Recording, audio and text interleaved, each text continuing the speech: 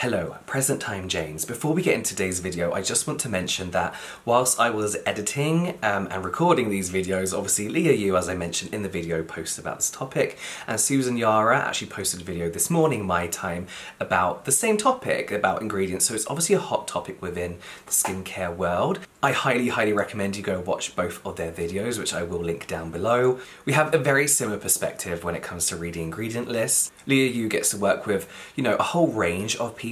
She's the CEO of her own brand, so she obviously gets to work with everyone involved in the whole process. So she learns a lot about ingredients. And Susan Yara over on Mixed Makeup actually talks to one of my favourite experts to follow online, and that is Annalisa from Skin Perspective over on Instagram. So I highly recommend you go and listen to what they have to say as well. But yes, enjoy today's video. Hello everybody, welcome back to my channel where we talk about skincare, grooming, and sometimes hair, so that sounds like a thing. Make sure you are subscribed. Also, come and follow me on Instagram where I post a lot of stuff you're not going to see here on YouTube. I feel like you've seen me in this state a lot recently, but it's the morning and I'm going to do my morning routine. My skin is a little bit irritated, so I'm just going to show you like a very basic routine that I do to kind of like help my skin recover. But today we're going to talk about a topic that I feel is quite a hot topic in the skincare world right now, and that is reading the ingredient list. There was a time where we all wanted to learn how to read the ingredient list. Where is that 1% line? What's the highest? What's the lowest as far as percentages go? And a lot of us are wanting to learn really the science behind our skincare now, which is amazing, but unfortunately what that also means is a lot of misinformation and a lot of new information that we need to learn and things that we need to unlearn, including myself. Today I want to share a few things that I've been learning over the last year really about when it comes to ingredients, how I review skincare products, which may be something you realize has changed, but also the way we need to change how we decide to use a product, how we decide to buy that product, and how we judge those individual ingredients. And that's the problem, is picking out individual ingredients from the ingredient list and thinking, right, I'm not going to buy this product because it has that in. So the main premise of this video is to stop judging your product by the ingredient list. And I know that sounds super stupid, but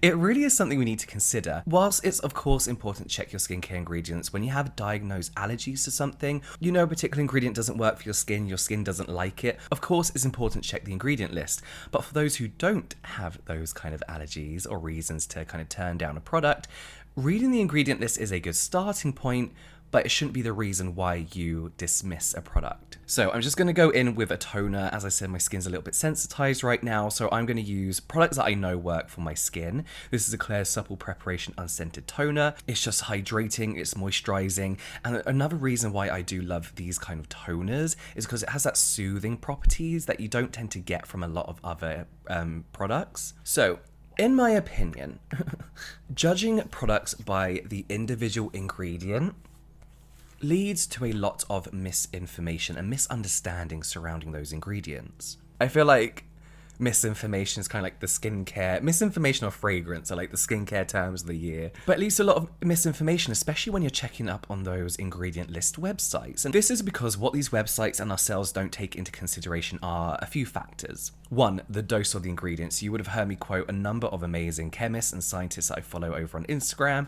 and on YouTube. The quote is, "The dose makes the poison." I'm just going to go in with a bit more toner. Another thing we don't consider, because as average consumers or skincare enthusiasts, is how the ingredient works within the formulation.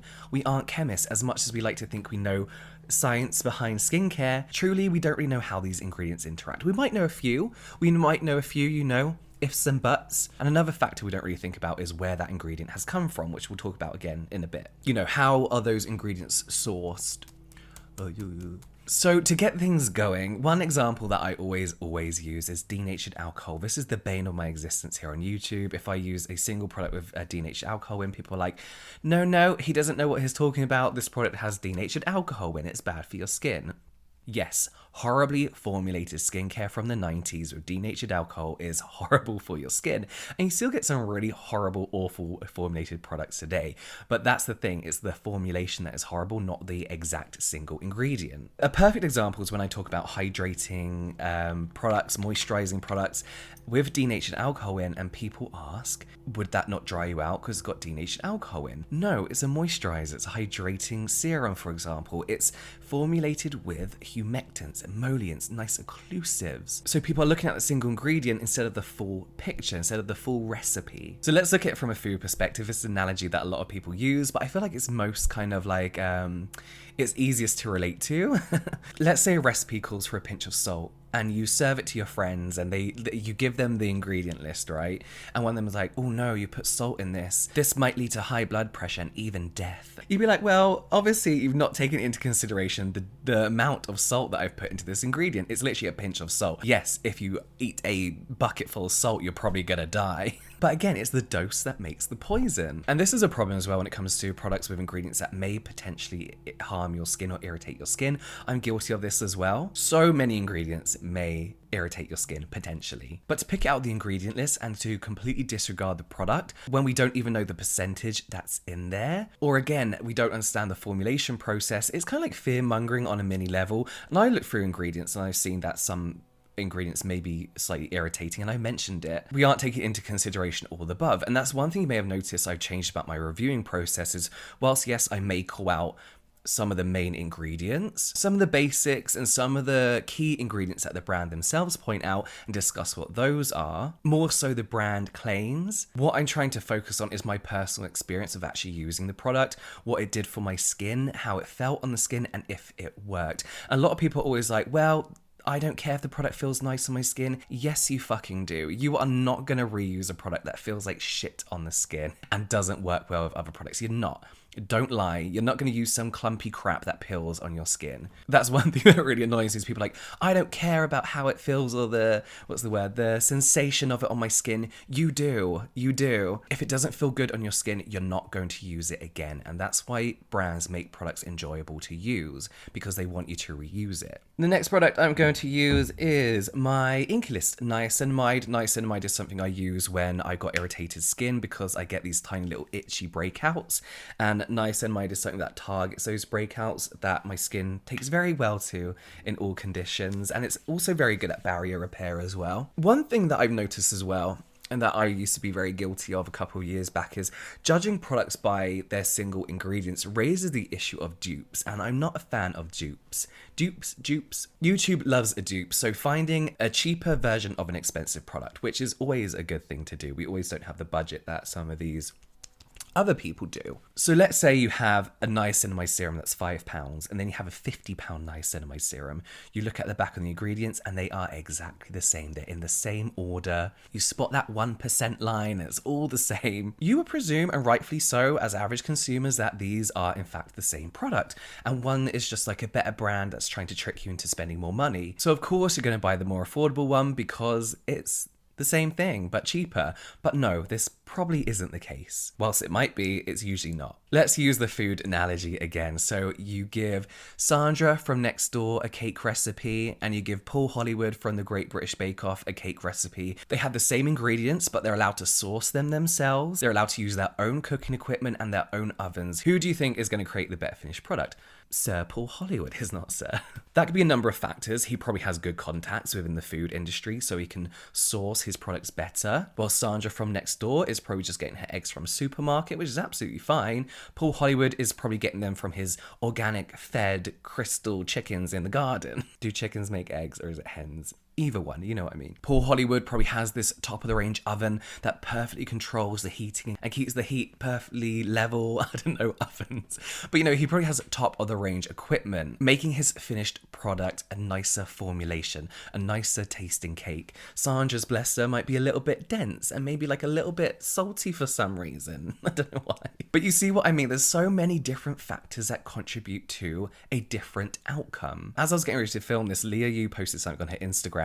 So I'm going to go a little bit off script here, but she sums this up perfectly. She actually shows I won't tell you all of it because you should go watch it. I'll link it down below. But she shows pictures of zinc oxide, and these are all zinc oxide on the ingredient list. They have the exact same name. However, as you can see, they are completely different in quality, but all labeled the exact same on the Inky list. And by the way, Inky list, INCI, not the Inky list.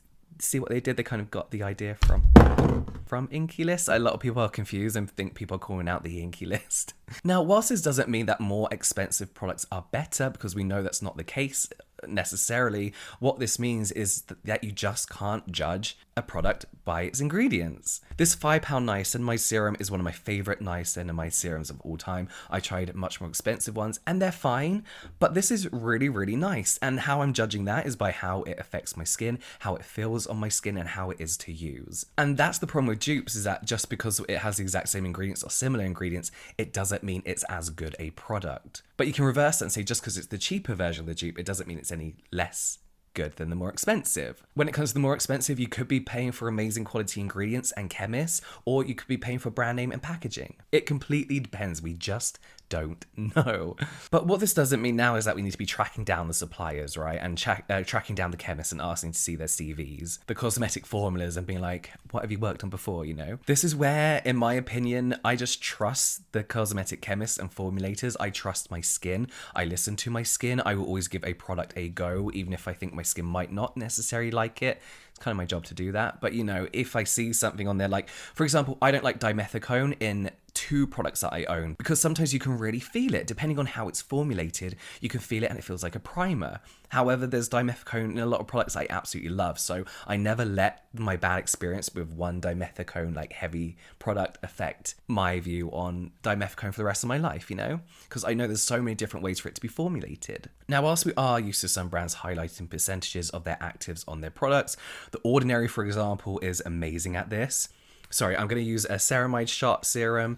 Ceramides just help rebuild and strengthen that skin barrier. The Ordinary, for example, are very good at disclosing the percentages of their actives in their products, which is great, because I guess you do kind of want to know, you know, what percentage you're getting. Does that mean a lot to average consumers? Sometimes. It depends how informed you are, I guess. But there are some brands now disclosing the percentage of every single ingredient on the ingredient list. So what does that mean for us as consumers? Not a lot, to be honest. I think this raises a few issues. As I keep saying, as much as skincare enthusiasts that we aren't chemists. So why do we need to know how much water you have in this product? You know, why do we need to know the percentage of some emulsifiers or viscosity controllers? You know, it's a bit like there are certain ingredients that we don't really need to know the percentage of. And I feel this leads to more confusion of like, okay, well, is that a good percentage of that ingredient? Is that a low percentage? I feel like brands might even be shooting themselves in the foot a little bit with this. This kind of then raises another problem of people thinking that higher percentages are the better option, when that's not always the case. There are a lot of ingredients that work very, very well in lower percentages. And then that leads to people reading the ingredient list and seeing that 1% line that may or may not actually be the 1% line and being like, well, that's not enough for that ingredient. I think niacinamide is a really good example where a lot of people are now asking me if 5% is okay. And I'm like, yeah, 5% for niacinamide is a very good percentage. It works at 5%. So then people are asking, so what's with these 20% and 100% niacinamides? And I'm like, I don't know. I like brands that educate us. So when they do talk about their percentages, they tell us, you know, why it's at that percent, what that key ingredient does. But I feel like if you're going to percentage every single ingredient on your ingredient list, you might want to educate us about everything else then, you know? I mean, this is something that I'm personally very interested in and would like to know, but your average consumer isn't going to care what percentage of certain ingredients you have that aren't the star key ingredients of that product. So we've now gone from Googling the ingredient list of single products to now Googling ingredients in Google, asking what the percentage of each ingredient should be. Which again, isn't the way we should be looking at the ingredient list. So I do feel like adding percentages everywhere is a little bit chaotic and not needed. I don't know, let me know what you think. And that's another thing when it comes to Googling. Oh, I should use my last product. This is the Kate Somerville Delicate Recovery Cream. A very pricey product, but one that I invested in because I heard so many amazing things about it. And it's definitely worth the investment because it really, really does just help my skin recover within a matter of days when I've really put it through some crap. And even just in like the colder weather, when our skin does take a bit of a beating, I walk my dog twice a day, so it's always having like wind and rain on it and stuff. So it's important to look after it. So yeah, another thing with Googling ingredients is, for example, you look at one ingredient. Let's talk about exfoliating ingredients, for example. A lot of people get confused because they may see an exfoliating acid in their skincare and be like, wait, This is now an exfoliating product. But what we may not know and what we may not understand is how that exfoliating acid works in other ways when used in different concentrations within your skincare product. So it's not always the ingredient that we think it is, not just when it comes to exfoliating acids, but a lot of other things. So it's important to understand that ingredients do have different functions as well within skincare. Again, something that as average consumers, we may not necessarily know or need to know. So where does this leave us? We can't trust the ingredient list. We can't follow manufacturers around and see where they're sourcing the ingredients from. We can't fully understand what percentages mean. So what do? We listen to our skin. As much as we love the science of skincare, we listen to our skin and we buy products that interest us. We buy from brands that we've used before and who we trust and who we've had good experience with and whose ethics, I guess, we trust as well. We watch product reviews, and I know people was like, you should really listen to skincare experts online, and you absolutely should. But also watching product reviewers like ourselves test products for you so you don't have to, because it's a good idea to know whether a product's shit or not. If you watch quite a few reviewers, obviously everyone's skin is different, but if a lot of people hate the same product, or feel it doesn't work, that's probably a good indication that it might not work for you. Watch different product reviewers like myself, watch a whole different load of people and decide if it's a product that you want to use. Follow experts again, who I'm all gonna link down below. There's experts with varying opinions, vary your sources. They debunk fear-mongering, they crush skincare myths as well. So as much as we want to educate ourselves, you don't have to be scrutinizing ingredient lists that I feel like the way a lot of us do nowadays. As I said, we want to understand the science behind the ingredient list, and the science is really that the ingredient list is just a starting point. It just doesn't tell you enough about the product without trying it. Again, if you have allergies, if there's something you don't want to use, absolutely look at the ingredient list. But everyone else, just enjoy your skincare. If it doesn't work, it doesn't work. Read the ingredient list if you want. I still do it out of interest, but I still don't let those ingredients warrant me not using it, because there's so much more to a single ingredient than its potential negative side effects, or even its positive. It can go the other way. Let me know what you think in the comments down below. I'm gonna go finish getting ready for the day, but that is it from me now. I will see you next time.